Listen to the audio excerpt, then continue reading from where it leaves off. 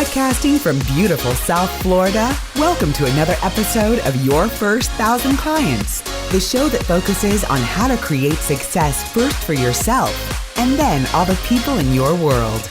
Your First 1,000 Clients is hosted by CEO advisor and best-selling author Mitch Russo.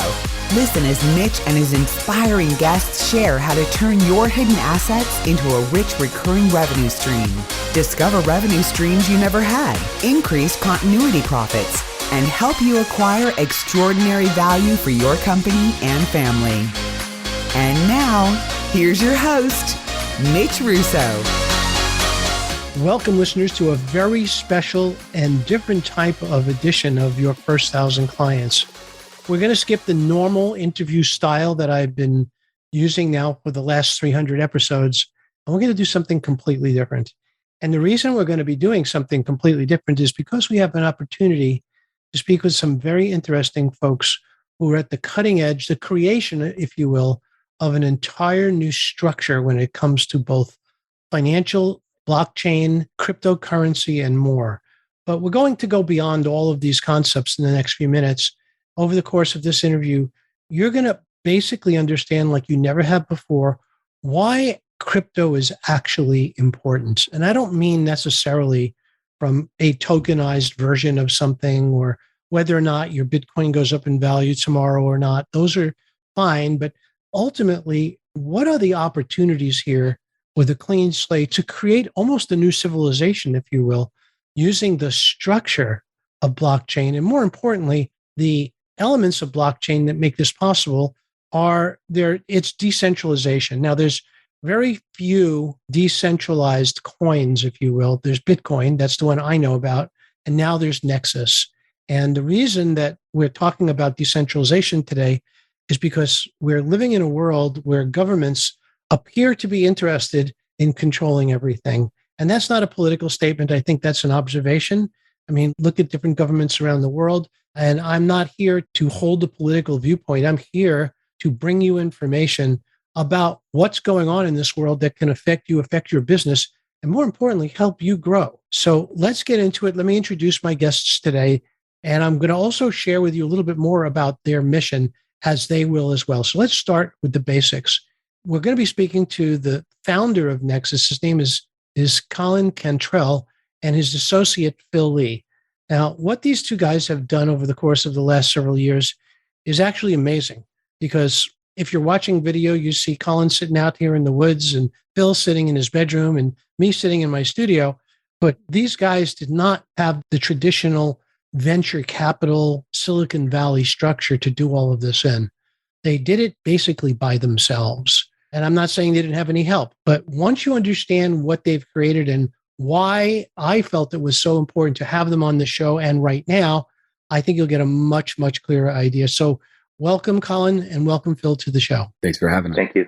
My pleasure. Now, what I want to start with, because we had a little bit of a pre-discussion over messaging before we had this meeting, and we've met before as well. So this isn't our first conversation, but this is going to be our first deep dive into the advantages and disadvantages of decentralization. And let me set the scene. Blockchain overcomes these disadvantages of the traditional currency model and even the traditional technology model, but it's decentralization that changes the game. Without decentralization, it's basically another elite with another billion-dollar company and who has their finger on the switch and based on political pressure may or may control things the way they are told to. Well, these guys are not in that place and they don't have that power.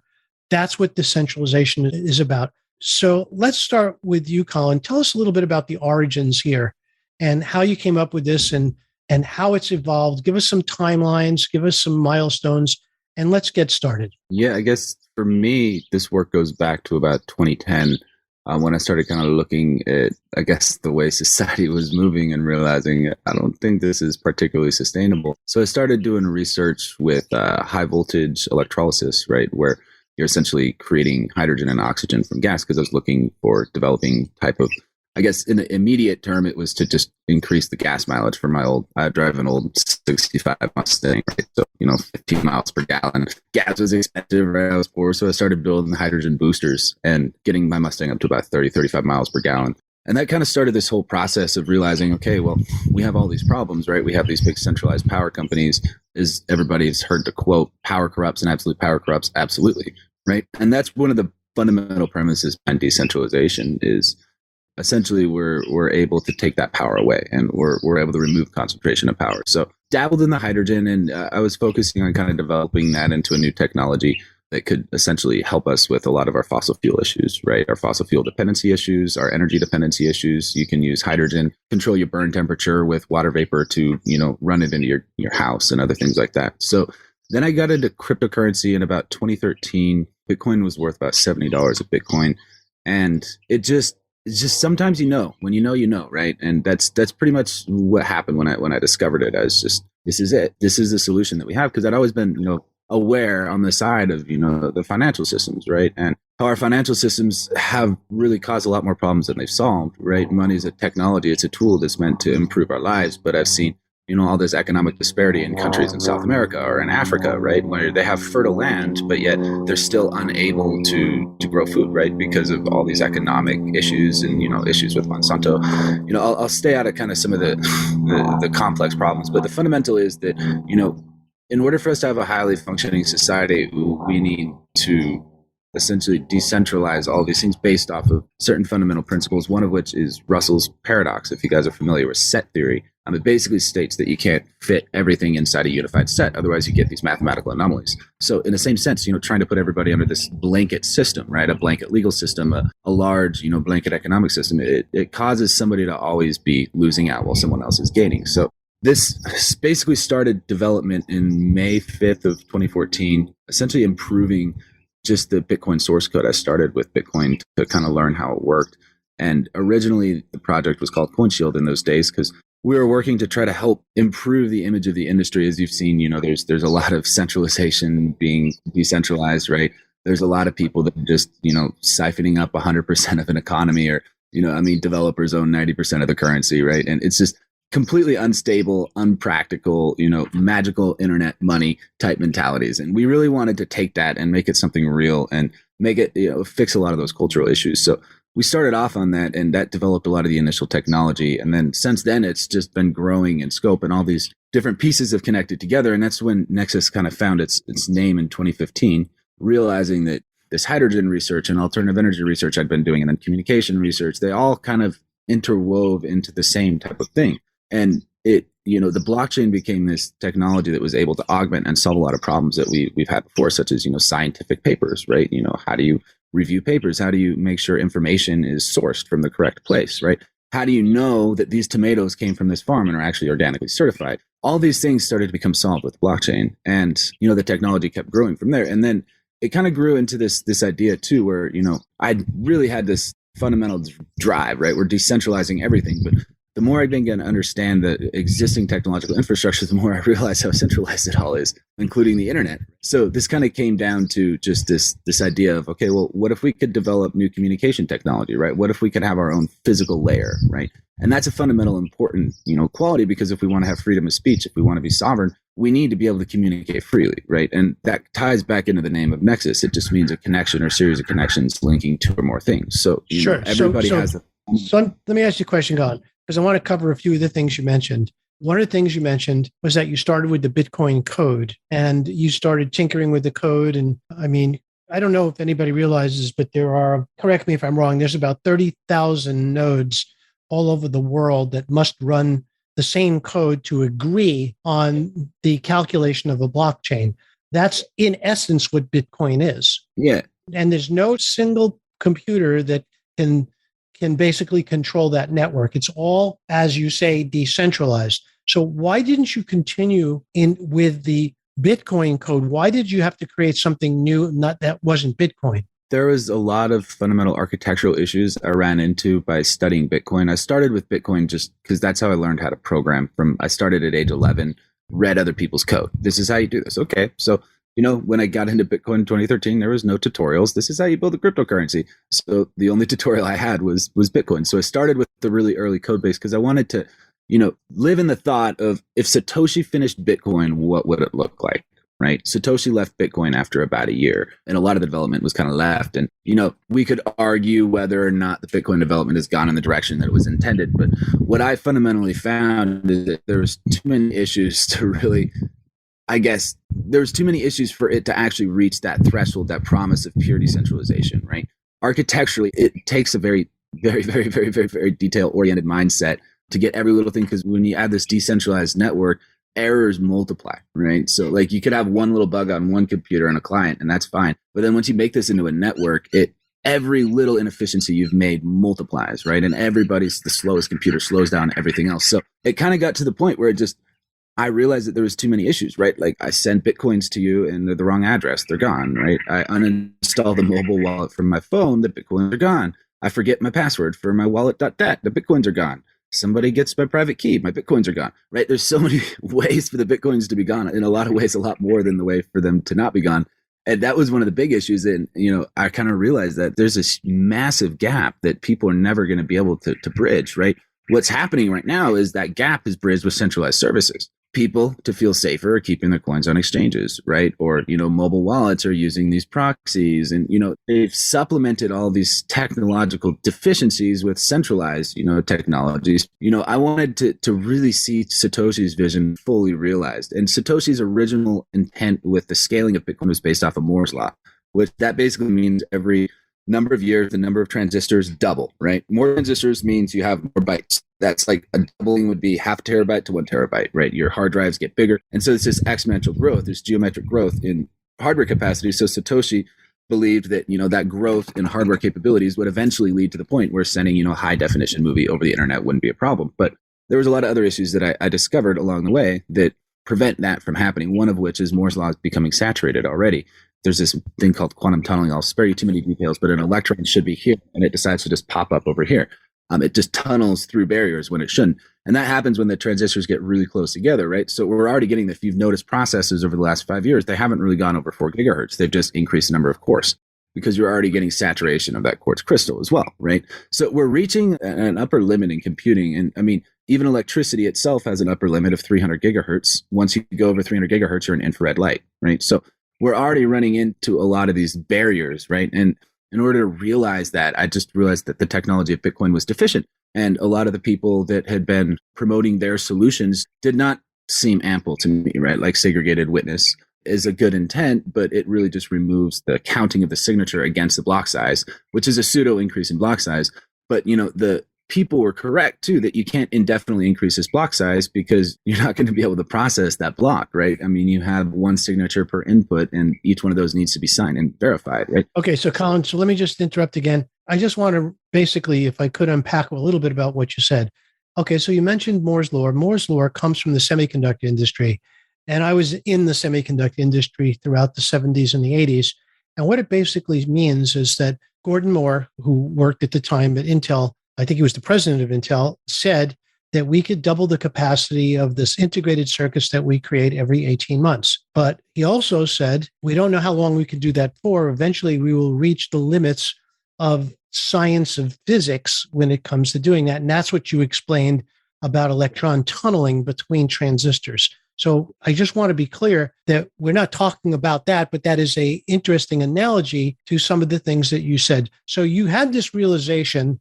What you're basically saying is that Bitcoin is broken because of the things you said. You could lose your coins. Someone could steal your coins.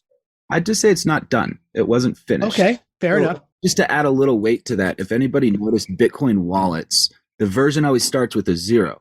That means beta, right? You move that 0, you remove that 0 when you move out of beta, at least by conventional software versioning. The very first version of Bitcoin Satoshi releases an alpha, right? So pre-beta even. So, even the versioning of Bitcoin, it's indicating that it's still a beta, essentially. So you come to this, what I would call a fork in the road. The fork in the road is I could fix Bitcoin, or I could attempt to suggest to the community that these are changes that would benefit everybody. And I imagine that you must have at one point tried something like that. until eventually you decided that it's not somehow feasible or worth doing. And then tell us about that break from wanting to fix Bitcoin because you realized it had or evolved Bitcoin, as you said, to basically abandoning it and to creating something new. Well, I wouldn't say we've ever abandoned Bitcoin. I personally I always say respect your roots, right? If it wasn't for Bitcoin, none of us would be here. I didn't invent blockchain, right? Satoshi took together, it was called cipher blockchaining and B-money, I believe, were the two, and then Hashcash. And he combined together these three separate protocols and architectures to create Bitcoin, right? But without Bitcoin, none of us would be here. And none of us would know the problems, right? You don't know what you don't know until it's put out. So, those are seeds to Nexus that I can't ever deny.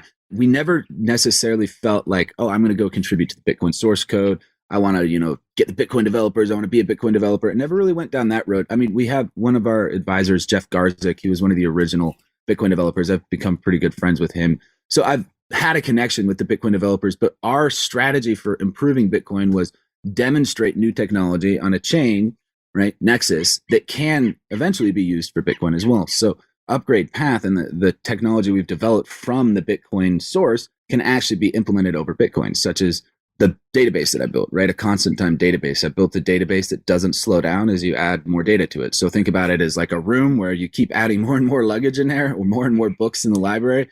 But no matter what, no matter how many books are in that library, you always know exactly how many steps to get to each book. You always know exactly where each one is. And that database could be dropped in right over Bitcoin. Bitcoin, for instance, takes about 10 minutes to boot up sometimes, depending on the chain and the speed of your disk. Nexus boots instantly because of this database technology, and it reduces your blockchain size by about 30% because you don't need to store all these keys on the disk because you use deterministic randomness, basically, and you're hashing all of it with a hash map and Bloom filters. So pardon the technicalities if that's too technical, but in essence, what it means is that the database doesn't slow down as the data set grows, where with what Bitcoin uses now, it's called LevelDB, developed by Google, it slows down logarithmically, which means, you add more keys, it takes longer to sort through all the keys. So we've developed technology that can be used for Bitcoin, and that's one of our hopes, that Bitcoin at some point in the future will see the value in that, and they'll also see the proven track record of this has been, on a live network, running for 8 years.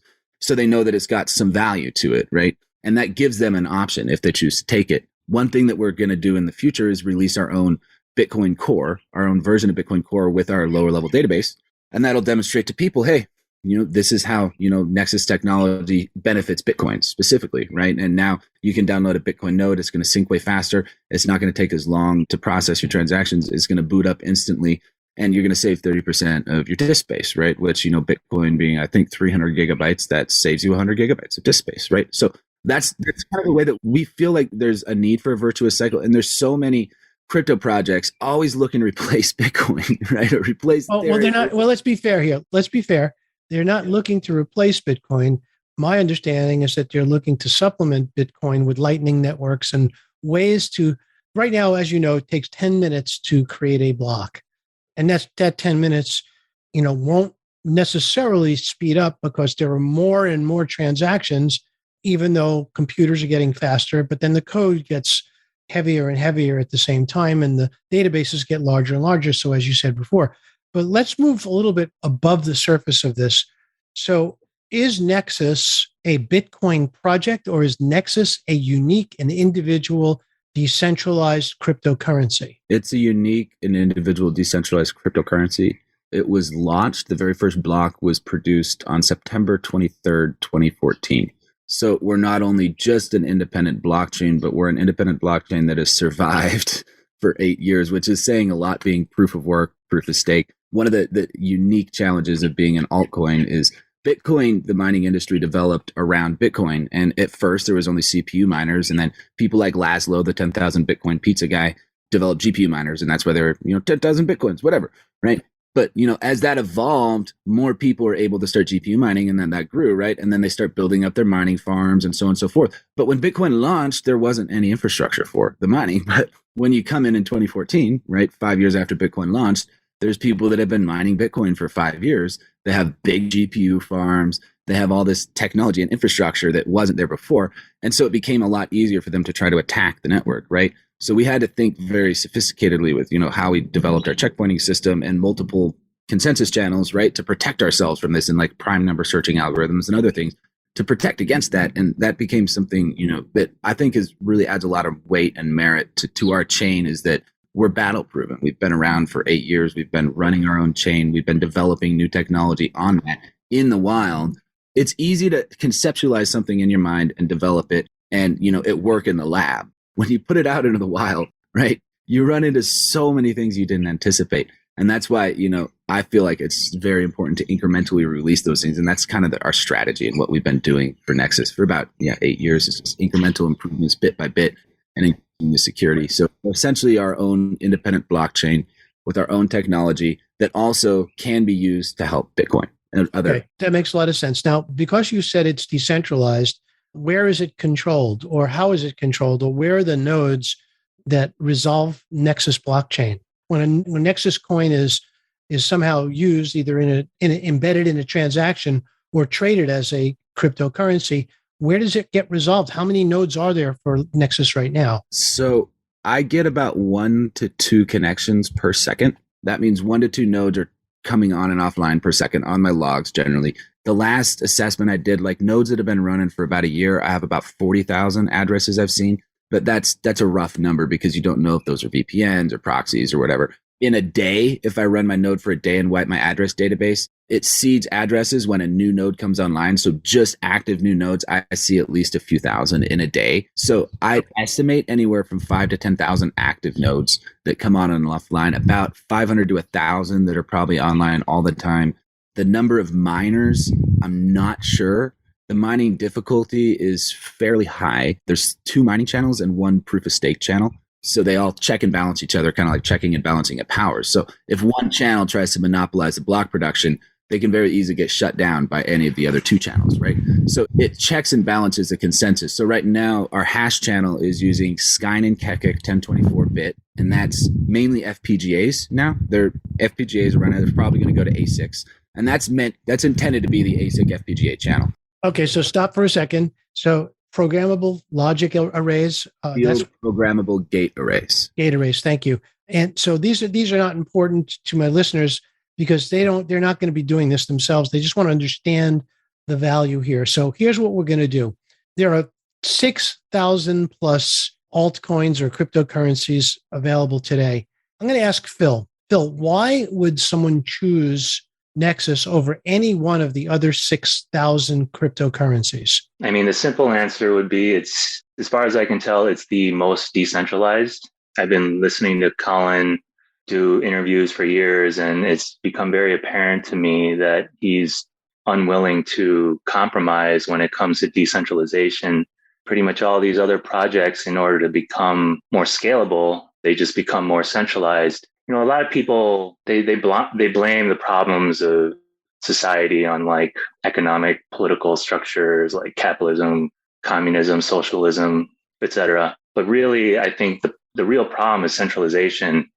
So I'm really focused on 2 ways to decentralize society. I think we live in basically a physical world and a digital world. In order to decentralize the physical world, I think we kind of have to start switching over to small communities. If you have a network, small communities, we're all governed independently, that's decentralized government. And then if they all grow their own food, that's decentralized agriculture. And then if we cover the whole planet in, millions of small communities, we pretty much make those global corporations collectively known as big food and big agriculture they will pretty much just become obsolete. And then if everyone's eating locally grown organic foods, then they'll become healthy and be less reliant on pharmaceuticals, and big pharma will become little pharma. So that's how to decentralize the physical world. But then we have the digital world, and blockchain is how you decentralize the digital world. And Nexus is the most decentralized of all the blockchains. How does Nexus solve the problems that Colin mentioned earlier about losing your tokens or having them stolen or having them held in a wallet that's really centralized that can be seized or controlled?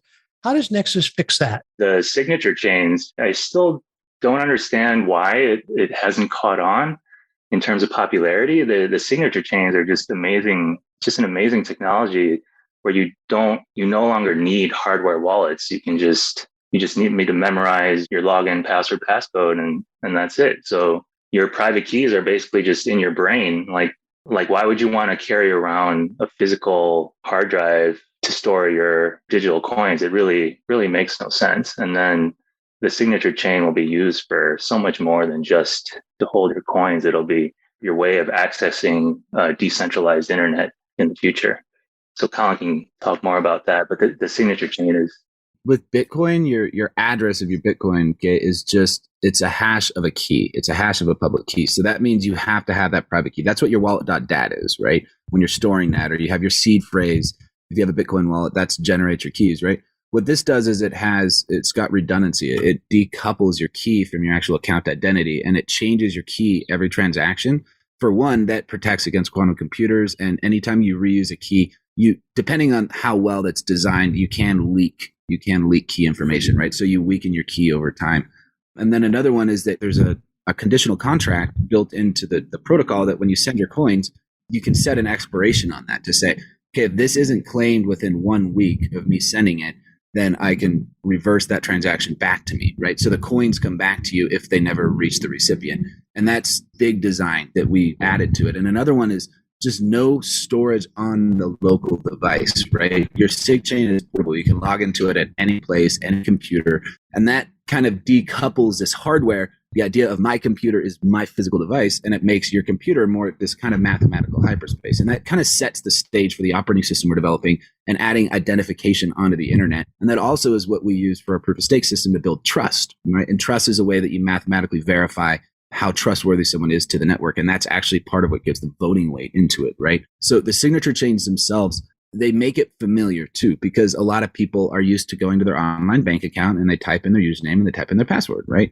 And that's something that, is familiar to people. And with technology, it can be familiar if we design it to be so. And that's why we've developed this authentication system in that way. It also functions to provide authentication for all web applications too, right? Where you can have this remote login system and a login with Nexus button that will allow you to actually use your SIG chain to authenticate it using public key cryptography under the hood. So it's way more secure than your conventional authentication systems. You don't have a database exposed with password hashes, and nobody actually types their credentials into any remote site other than their mobile wallet. So you can't get phished. Phishing is where somebody makes a fake login page and you type in your password on it, and then they get your password. And that's the number one way that people get hacked, right?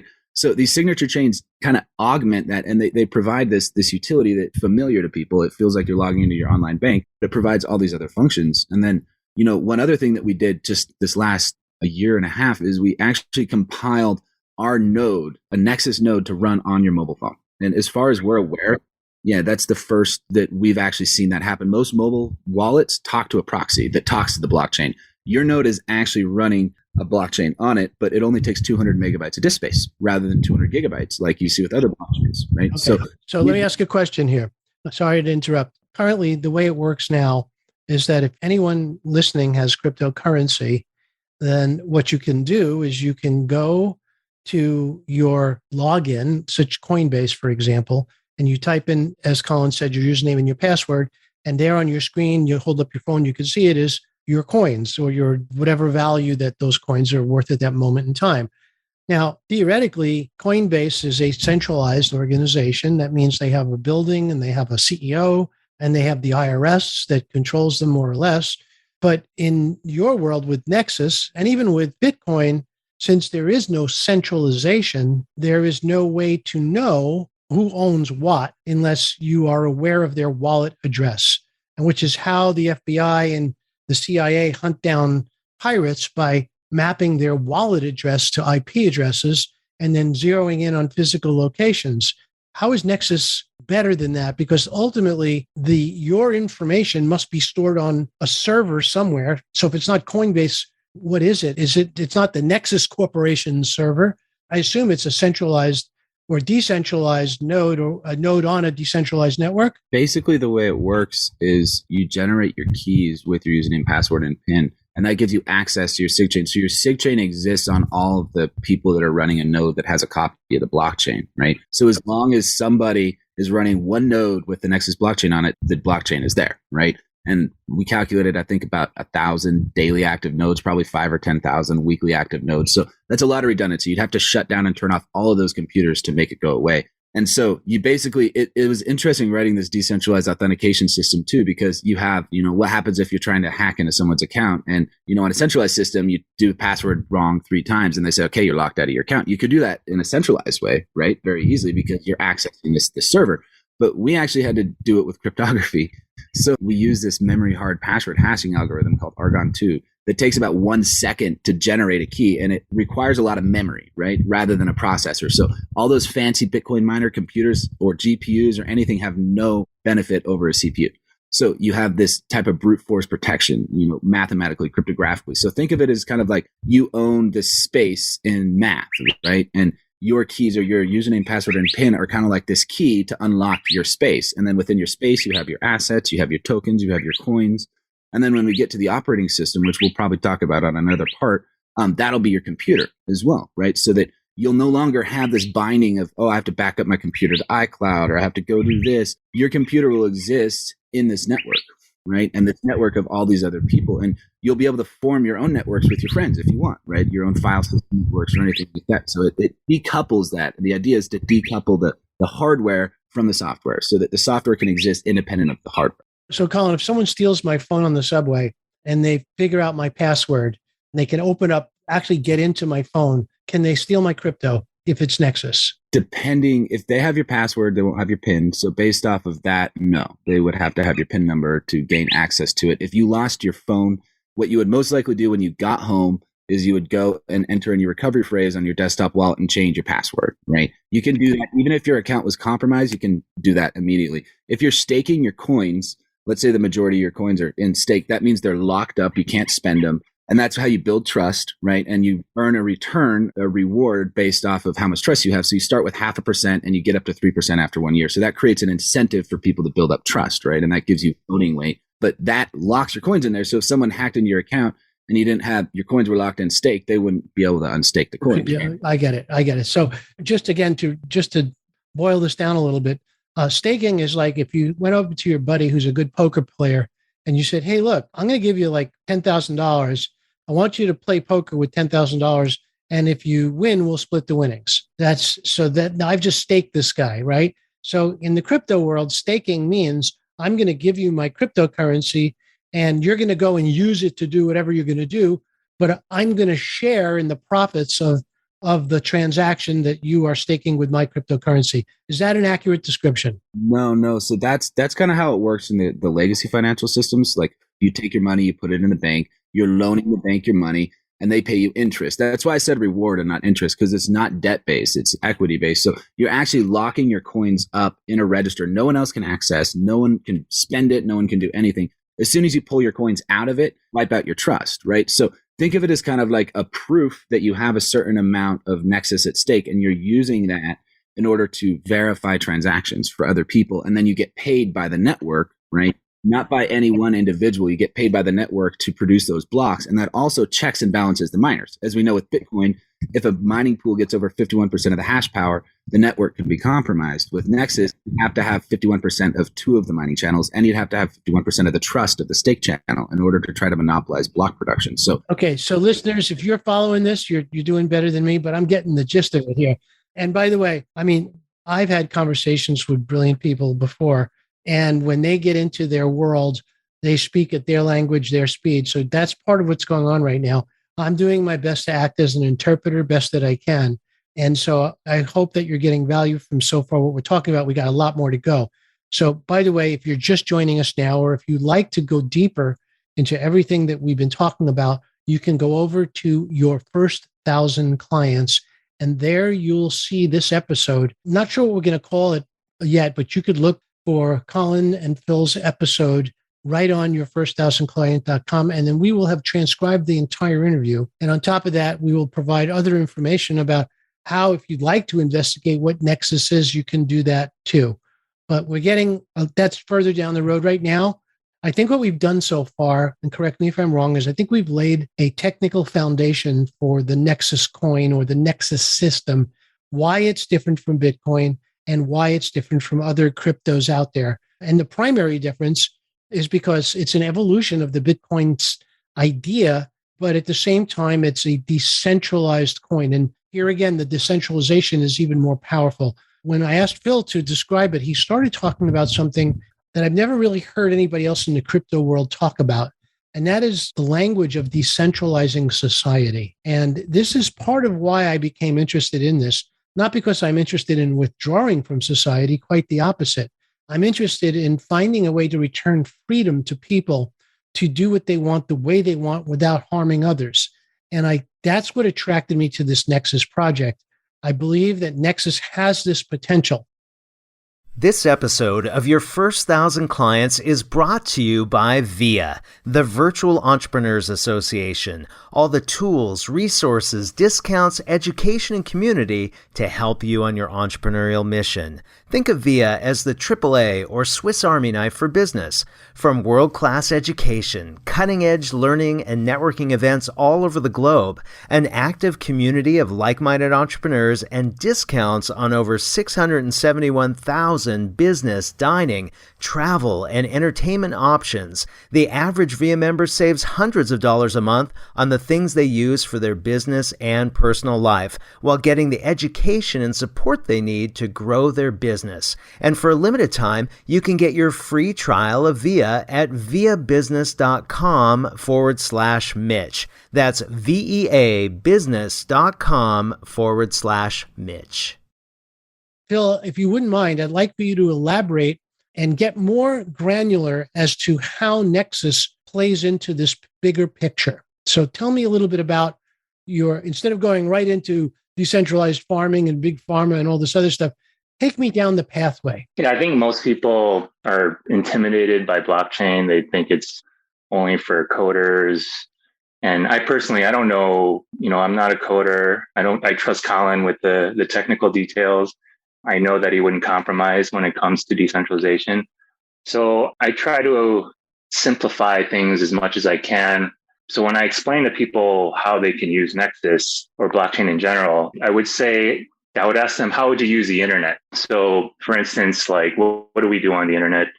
We do a lot of shopping. So most people use Amazon. So say if we had a decentralized version of Amazon, instead of all that money flowing to Jeff Bezos, it could be, distributed to the sellers.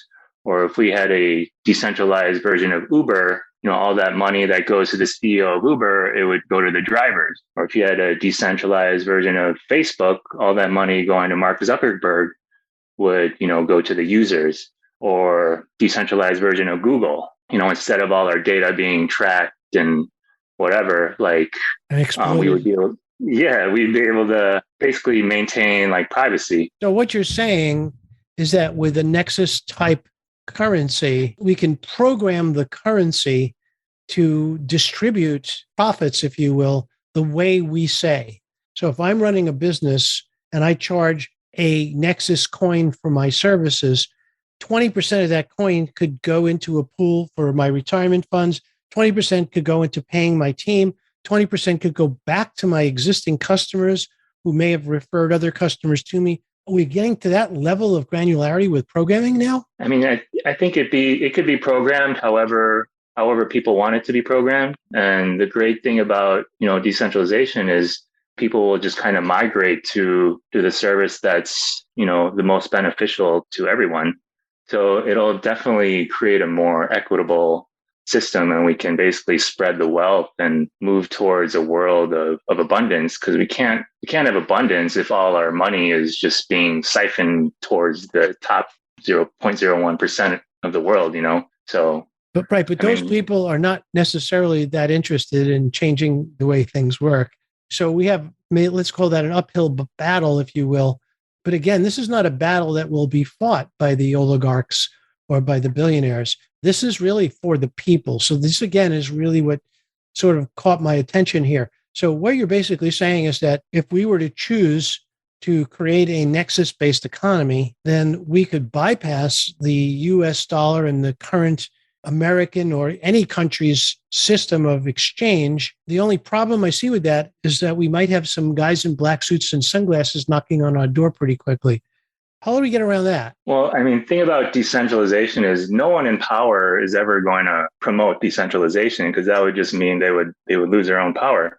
So it has to come from the people. It has to come from like people like you or me. And that's why I volunteer as an ambassador for Nexus.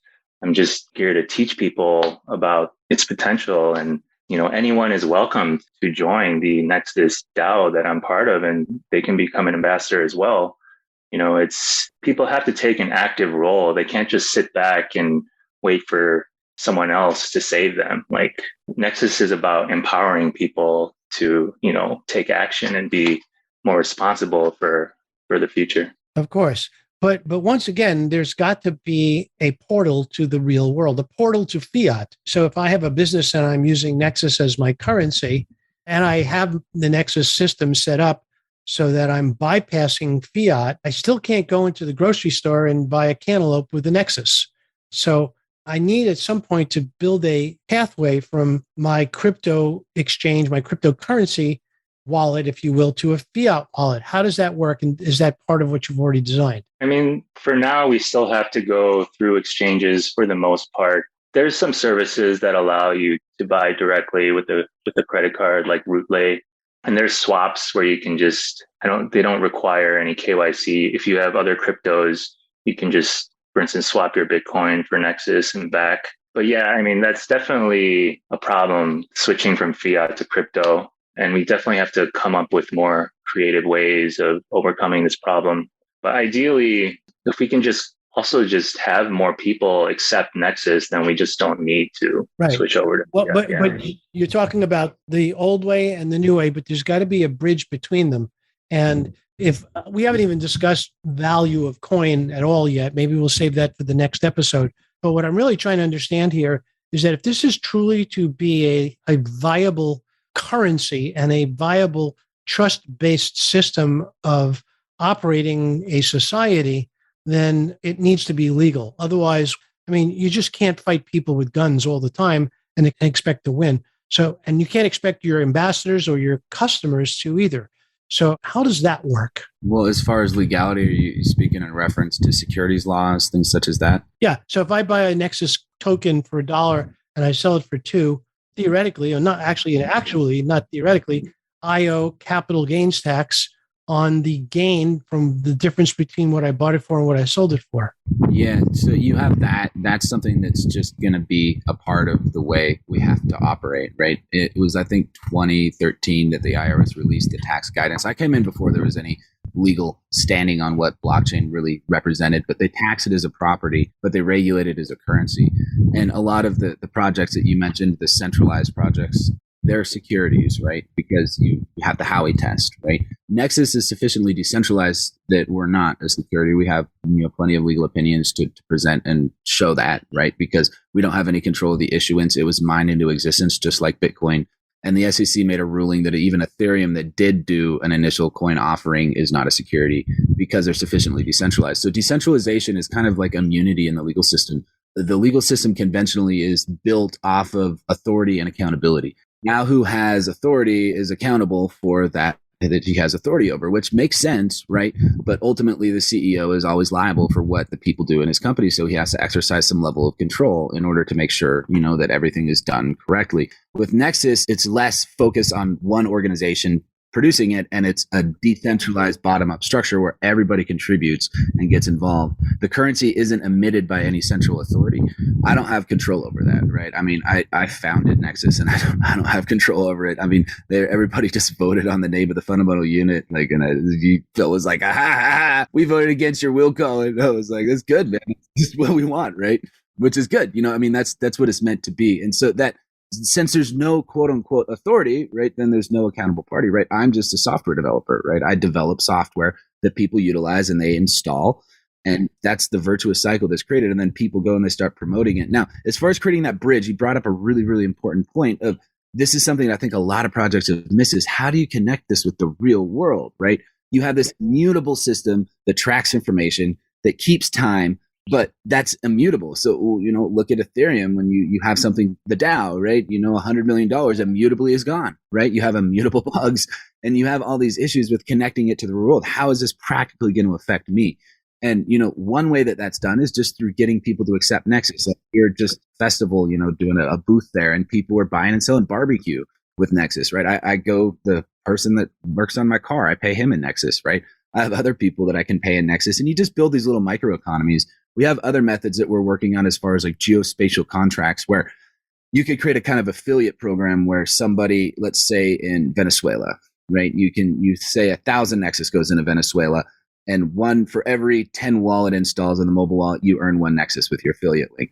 So these people start doing that. And let's say if you get a restaurant to accept Nexus, then it's 100 Nexus, right? You go through the whole process.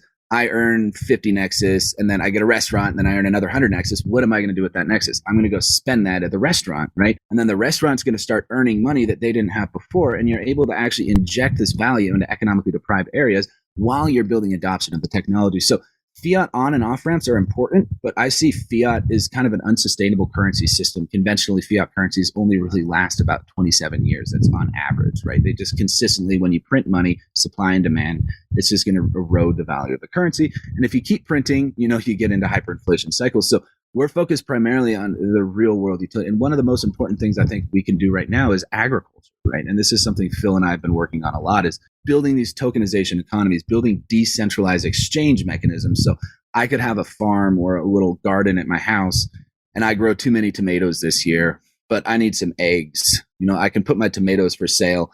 Somebody can buy those tomatoes, come pick them up, and then I can go look for eggs on this market. And you create this kind of order matching system where you can identify where certain produce is in a decentralized fashion.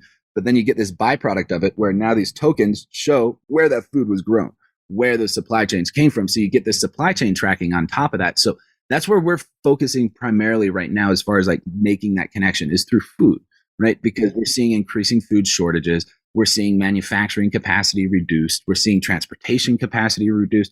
We're seeing farms, from what I understand, 30% of all the tractors are unusable in the States right now because of diesel cost and parts. People can't get parts for the tractors, so they're having to pull parts off of old tractors and stuff, right? So this will create kind of like a self-sustaining economy, is more localized, like Phil was saying. And I think Phil, what was it, 100 people, Phil? 100 or 200 people to be fully self-sustaining, as far as you get 100 people together in close proximity.